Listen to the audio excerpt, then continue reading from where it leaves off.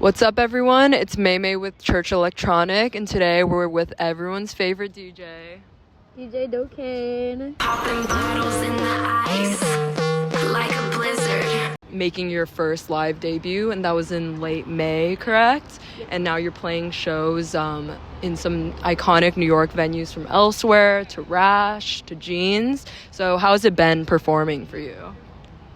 It's crazy. It's actually so crazy. And I can't believe it's all happened so quick. I mean, people love it. That's the best part of it all, is that, you know, people are very excited to see it. I don't know. I think I found a niche that I wish existed in the world, and then I just started to do exactly what I wanted to see. And I guess it brings people out, and if that brings people together, I think that's the most exciting part. It's been super exciting, and I'm only looking forward to see how it's gonna, you know, shape itself in the future. Because I've only really been doing it for like 6 or 7 months. So excited to see where it ends up going, if this gets bigger or whatnot. That's awesome. Do you mean with 6 or 7 months, did you just start DJing or just performing in general? Both. Okay, both. So Wow. The first time I ever played to like a live audience DJing, just like freestyling, I had learned, like I'd been learning it for maybe 2 weeks prior, and then I had my first live performance, and then I wore the head. It was actually for like a competition, and it was crazy because I did pretty good in it for my first time ever playing. So yeah, it was a lot of fun and motivated me to keep going at it. Yeah, that's awesome. What type of competition was it? Was it for DJing, you said? Yeah, okay, it was like, you know, battle the DJs. Okay, cool. And so, you know, people have voted at the end. And it was like, I think there were like 5 DJs. Some of them had actually played like real events like in New York and stuff. And then they brought their own equipment. Some of it was like hundreds of dollars, thousands of dollars. And I had like an $80 deck.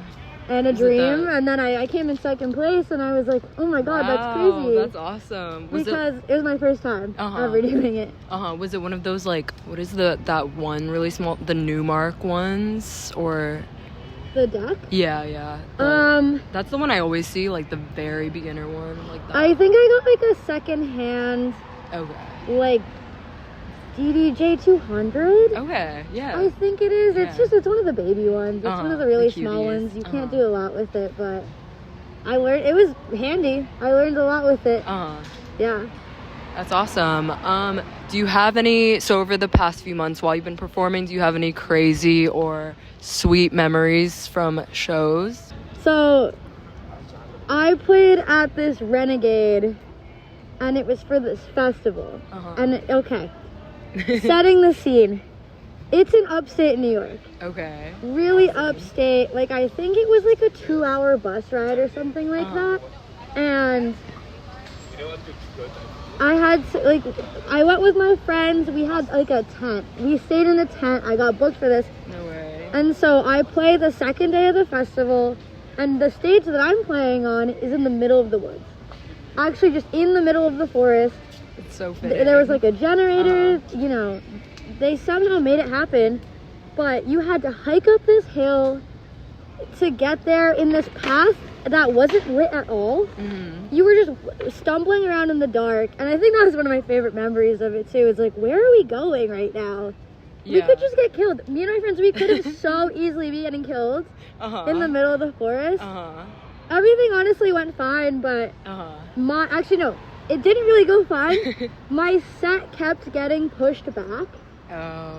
And so my set was originally from like 2 to 3 a.m. and people were active and ready and whatever. And then, you know, I got noticed like, oh, actually, these other random DJs kept coming up to the decks and being like, I want to play. And so they started playing, and I'm like, what is going on right now? Actually, what is happening? Bullying you. And I ended up playing from like 5 to 6 in the morning. I was exhausted. I was slumped. I don't know how I did that. But my favorite part of that is just, I had like 2 friends there. They were dancing the whole time. There were maybe 3 people in the crowd dancing because everyone's asleep. But during the festival, I had made a bunch of friends with like people who were just camping. And so there was a pile of them, like maybe 15 people, just like on the dance floor, just on the ground. Just listening to my set, not dancing or anything, in this big like human puddle.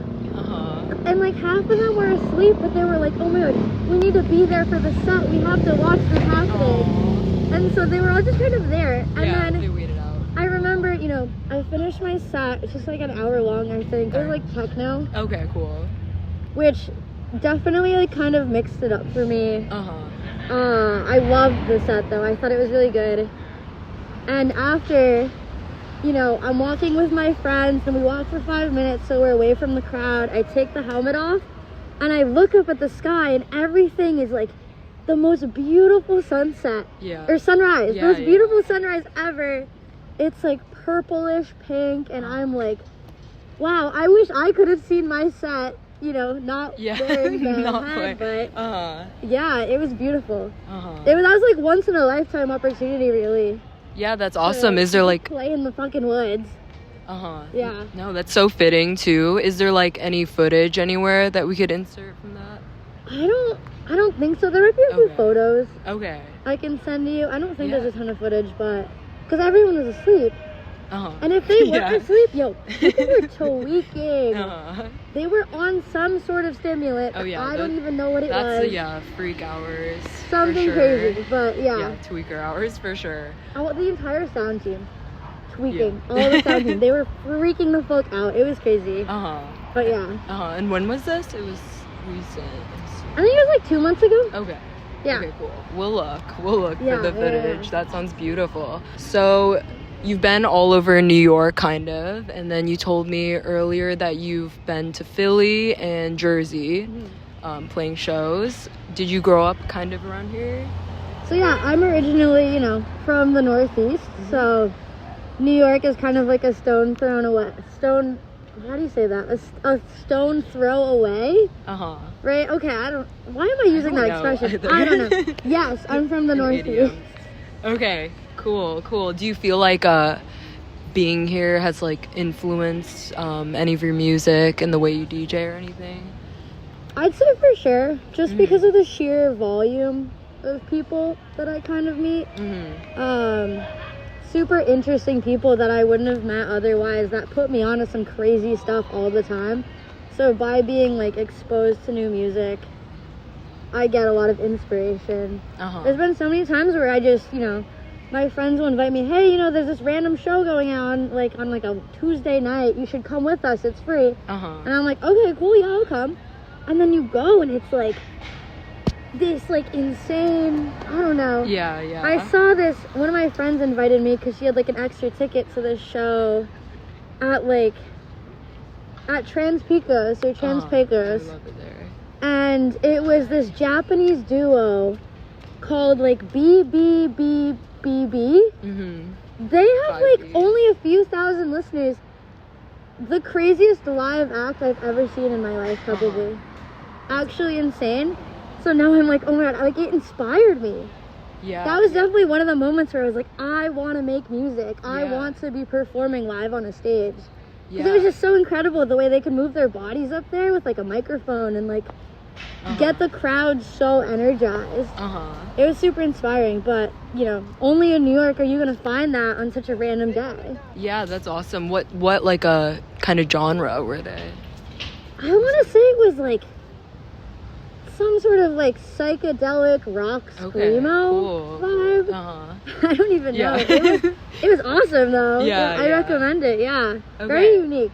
Check the BBB 5Bs or something like that. I think that's what it is. I don't know, I could be wrong. Okay, no, that's so awesome. I agree. There's like sometimes I'll see the craziest like SoundCloud music and it has like they have like 30 followers. I'm like, how? And I mean with New York, all the artists that I like who are very small and like kind of underground, they're always gonna stop in New York because you know that there's like an audience for that kind of music here. Meanwhile, if you lived anywhere else, probably, you know, you might be out of luck if you ever want to see them perform live. We love the 313. So you've posted to some of my favorite songs ever, like Help I'm Alive by Metric. That song is crazy. Animals by Martin Garrix. So what type of music did you kind of grow up listening to? Oh, that's such a good question. Okay. Yeah. My favorite band as a child was Modest Mouse. Okay. Awesome. And I think most people who know me now don't know that, or they don't, like, it's not expected. I definitely grew up on that, like, alternative rock vibe. Right. So yeah, think Modest Mouse, but also think of, like, I'm trying to think, like, yeah, Metric for sure. I was a Pandora kid. Oh my god, like, I miss the that. app, like, I don't know where it is now. I don't know what they're doing with it. Yeah. But I would just go on to, like, Modest Mouse Radio and just listen to whatever they threw at me. And I thought it was so good. So a lot of, like, Two Door Cinema Club. Okay, yeah. I get the vibe. I was a little emo. I was a little emo at times. So of course, like, Fall Out Boy, Panic at the Disco. Never My Chemical Romance. I'm sorry. Why not? I couldn't get into it. That's fair. I think now as an adult, I kind of like it more, but not bad. Not bad. Yeah, that's fair. I was more into, like, the like pop emo. I love Dance Gavin Dance. Is that's a group as well? I don't think. Yeah, it's a group, and they're, like, kind of post-hardcore. So they do a lot of, like, kind of that kind of screamo pop sound. I really want to do screamo. I really want to, like, have a lot of songs where I scream. And so I'm, like, working on music right now, and I'm like, oh, blowing my throat out, like, I can't talk. My poor larynx, because I'm trying to learn how to scream. Yeah. Do you have a teacher for that? Someone tried to teach me once, but I could not. Just YouTube. Okay, yeah. I think I should get a teacher. That's the best way always. No, YouTube is always tried and true. So you've teased it a little, but so would you say working your original music is kind of your next focus? Yeah, for sure. I mean, also just working on remixes of songs that I like. I think the goal for probably any good or respectable DJ is to play majority of like their own music in a set, you know, like making their own remixes or their own songs or whatever. I understand why DJs don't, because it takes a ton of time, ton of patience, ton of skill. It's so difficult. It's really hard, but I have no musical background whatsoever. I would always tell myself I was meant to be a fan of music, but never to make music. And then I was like, actually, wait, that's not, I'm teaching myself, like, on YouTube right now, like, how to produce and how to remix and stuff like that. Awesome. Do you have any remixes you can tease right now that you've been working on at all? I'm working on a remix of a song by the Teenagers. Okay. I'm working on. I have a remix that I really like of a song by Horse Girl. Okay. And I've used a lot of samples too, so I have some, like, think of, like, beautiful vocals like Mitski or, like, FKA Twigs. Both artists who I love a ton. Yeah, so I mean, I like chop up their vocals and stuff. Yeah, that's awesome. I'm not even kidding. Like, earlier today I was looking for a remix of Homecoming by the Teenagers, and I couldn't find a good one at all. I can send you one remix of that song that I love. Okay, there is one then, because I need to find that. I was literally just looking earlier. Awesome. So goated. A lot of your track selection, I feel like, is, like, undoubtedly nostalgic. So why do you feel like you gravitate towards that genre or that era of music? Do you feel like that kind of, like, 2010s-ish era, I would say? Yeah, I mean, I don't know. There's just something about nostalgia that's so incredibly powerful. Right. You know, the feeling of just, it's like running into an old friend. It's like, the memories come back, whatever you had that were kind of long and forgotten and buried. And then when you play the song, it all comes back to you in the moment. And I've noticed that when I do that in the crowd, people will, like, look at each other and be like, oh my god.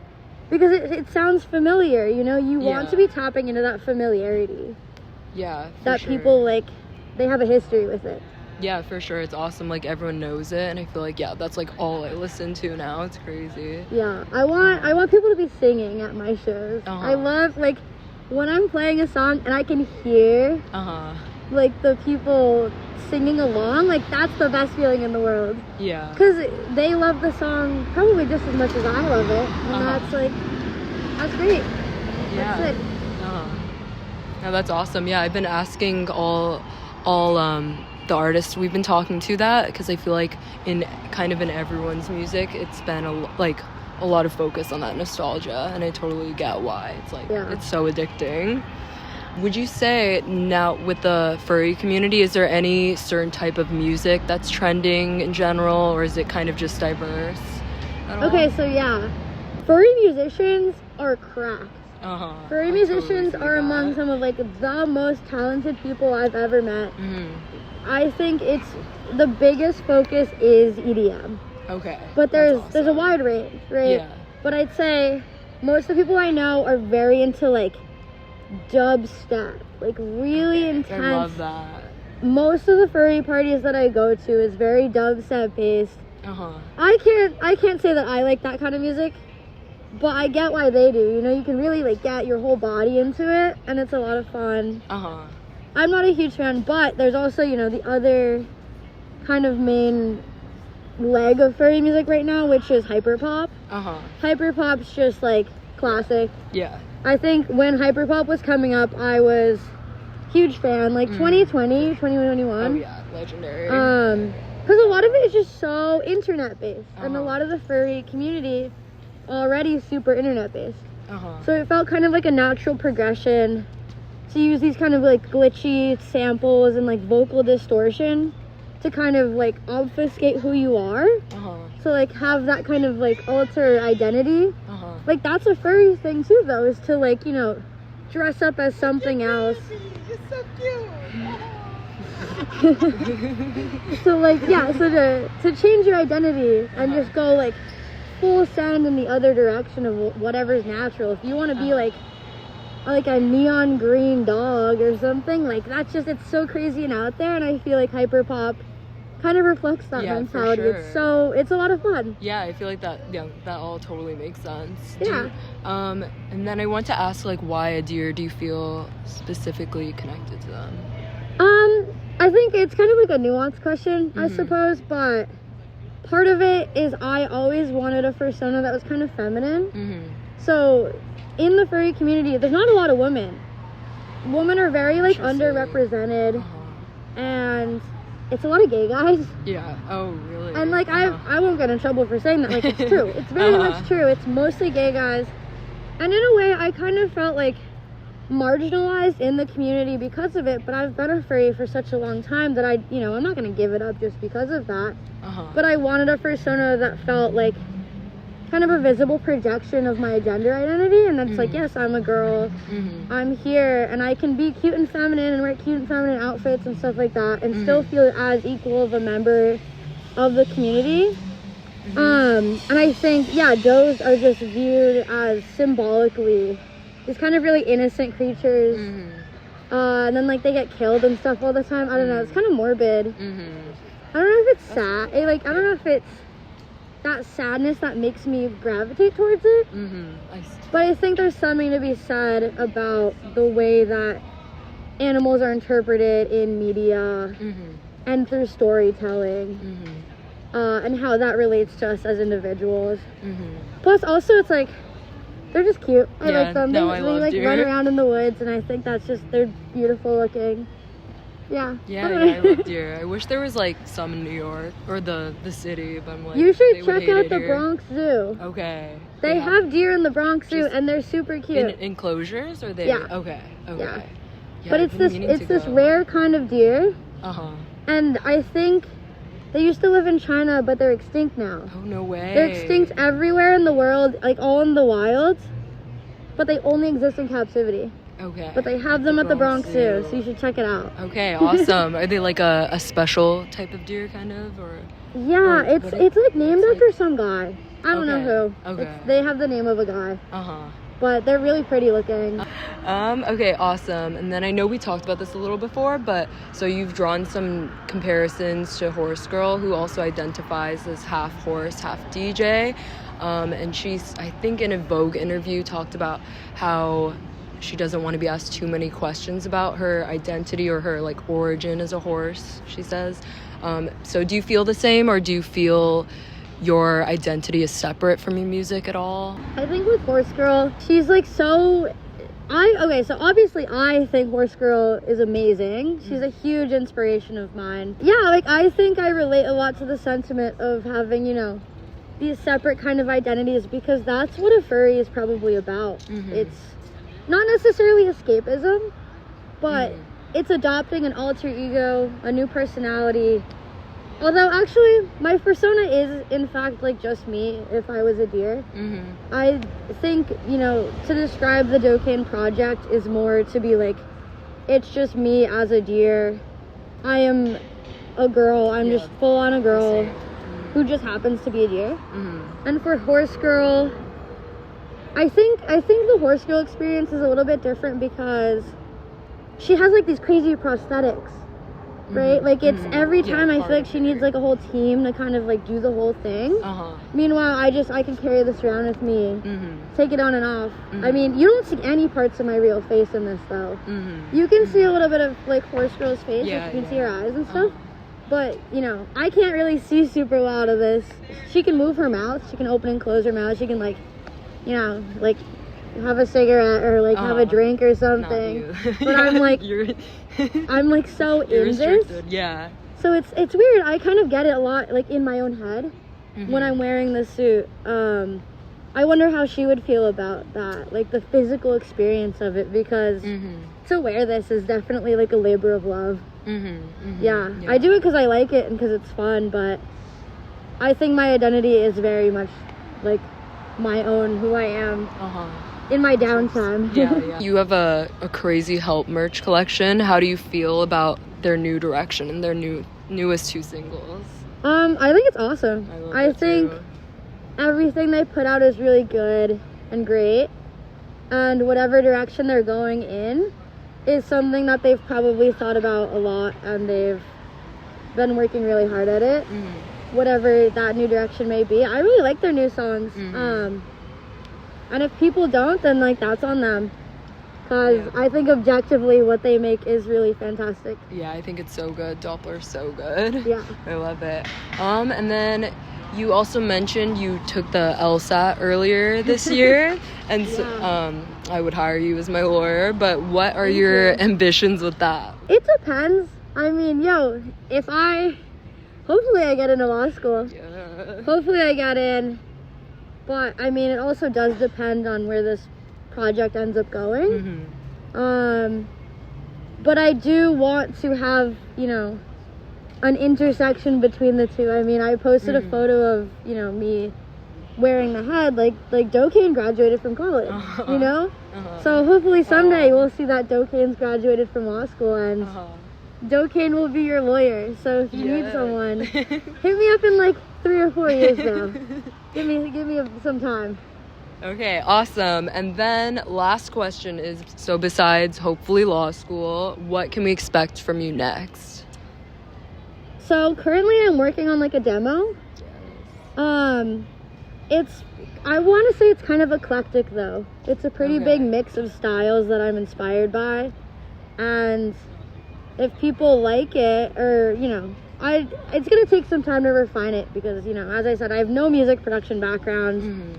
I'm really just getting these ideas out, super rough and raw, but it's fun. It's been a lot of fun, so I would love to keep going in that direction, making my own music, and yeah, hopefully I'll have some more shows soon. I would love to do the thing, you know, a lot of DJs do where they play their own songs, but they also have like a microphone, and they could be like singing as they play it, because I know that like people in the crowd, I think they'd have a lot of fun with that. Although I can't, you know, need like a microphone or something. Actually, I usually wear like a headset inside. With a microphone, and I'll have like a voice amplifier. So people can hear me better. So I think we'll figure out a system for it. But I want to be singing on stage eventually. Awesome. Okay, we're so excited for that. Make sure to check out Docaine. Thank you so much, Docaine. Let's go to church.